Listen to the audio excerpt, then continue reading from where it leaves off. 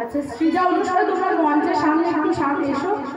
একটু বৃষ্টি হয়েছে, বৃষ্টি একটু দেরি দূরে হয়ে গেছে, তো আমি তোমাকে দেখতে পাচ্ছি না, মঞ্চের সামনে একটু আসবে।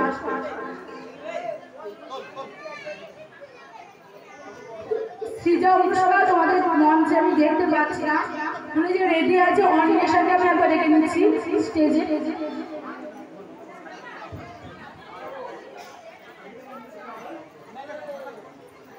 অন্বেষা খুব ছোট্ট মেয়ে, তো ওর ডান্স খুব ভালোই করে।